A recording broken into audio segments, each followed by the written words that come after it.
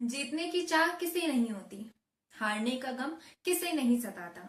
जीवन के थपेड़ों से कौन बचा है, कौन है जो इन सोलों पे ना चला है। चाहत और हकीकत के बीच एक खाई थी गहरी, किसी के साहस का पुल टूटा है तो किसी को ले उड़ा है। ये पंक्तियां मैंने शालिनी सोनी जी की किताब चक्रव्यूह से ली हैं। आपको पता है, आज भारत में लाखों लोग प्रतियोगी परीक्षाओं की तैयारी कर रहे हैं।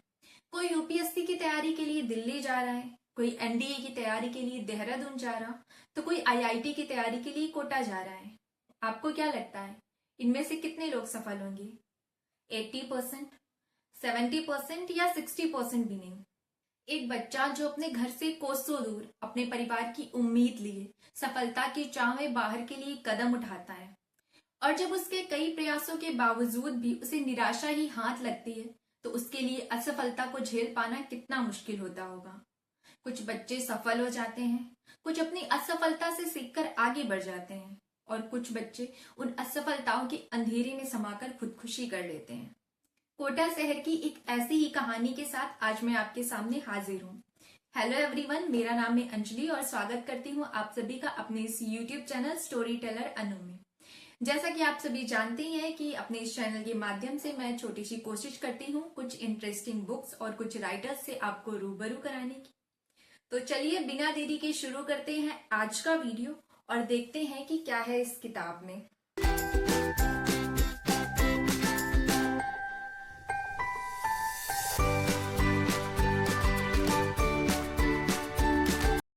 चक्रव्यूह, निराशा से कार्यवाही तक, एक माँ की बदलाव के लिए लड़ाई।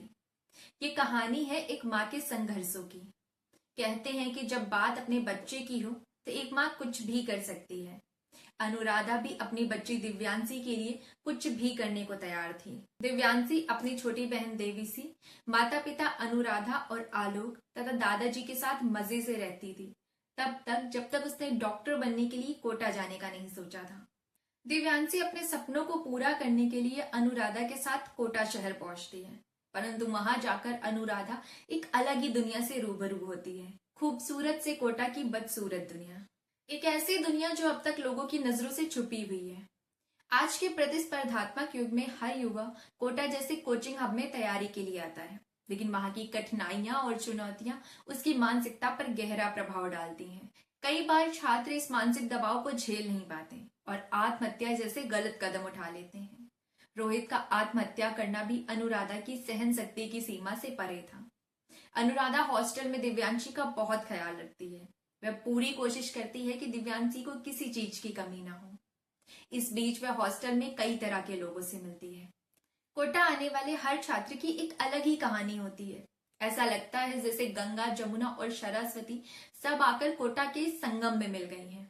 अनुराधा को हॉस्टल के आसपास चल रही कुछ गतिविधियों को देखकर संदेह होता था। जब वह पता लगाने की कोशिश करती है तो उसे पता चलता है कि यहाँ ड्रग्स की सप्लाई हो रही है, और यही ड्रग सप्लाई कई छात्रों की जिंदगियां बर्बाद कर रहा है। अनुराधा अपनी हिम्मत और समझदारी से इस ड्रग सप्लाई करने वाले गैंग को पुलिस के हवाले कर देती है। हालांकि इस काम में हॉस्टल की अन्य महिलाएं और हवलदार हल्के सिंह भी उसका पूरा सहयोग करते हैं।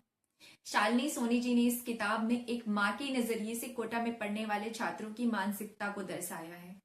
उन्होंने समाज के कई पूर्वाग्रहों को भी उजागर किया है और यहाँ पढ़ने वाले छात्रों के साथ साथ माता पिता की भूमिका को भी बखूबी दर्शाया है। उन्होंने यहाँ पढ़ने वाले बच्चों को एक सलाह भी दी है कि वे इस चक्रव्यूह में अभिमन्यु की तरह नहीं बल्कि अर्जुन की तरह उतरे, क्योंकि सिर्फ चक्रव्यूह में प्रवेश करना महत्वपूर्ण नहीं होता, उससे भी ज्यादा महत्वपूर्ण होता है उस चक्रव्यूह से बाहर निकलना। कुछ शब्दों में अगर कहना चाहें तो ये किताब चक्रव्यूह एक उपन्यास मात्र नहीं है, बल्कि एक सामाजिक दर्पण की तरह है, जो हमें कोचिंग सेंटर की वास्तविकता और युवाओं के संघर्षों से रूबरू कराती है। यह पुस्तक हर पाठक को सोचने पर मजबूर कर देती है और उनके हृदय में एक स्थायी छाप छोड़ जाती है। मुझे शालिनी सोनी जी का ये उपन्यास काफी पसंद आया। स्पेशली इस किताब के वन लाइनर्स मुझे बहुत अच्छे लगे। भाषा थोड़ी सी क्लिष्ट है, पर पढ़ने में बहुत मजा आएगा आपको। इस किताब के हर चैप्टर के बाद एक कविता इस किताब में 4 चांद लगा देती है। मुझे बहुत पसंद आई ये किताब और मैं चाहूंगी कि आप सब भी इस किताब को जरूर पढ़ें। स्पेशली अगर आप प्रतियोगी परीक्षाओं की तैयारी कर रहे हैं तो मैं चाहूंगी कि आप सब स्वयं भी पढ़ें और अपने माता पिता को भी जरूर रिकमेंड करें। तो चलिए अब आज की वीडियो में बस इतना ही। अब मिलेंगे किसी और वीडियो में किसी और बुक या नॉवल के साथ। तब तक आप सभी लोग हंसते रहिए, मुस्कुराते रहिए। और आज का बुक रिव्यू आपको कैसा लगा मुझे कमेंट करके जरूर बताइएगा। ये बुक जरूर पढ़िएगा और ये बुक आपको कैसी लगी मुझे आप कमेंट करके बाद में जरूर बताइएगा। तो चलिए आप सब लोग ऐसे ही हंसते रहिए, मुस्कुराते रहिए, खुश रहिए। Tata, bye bye.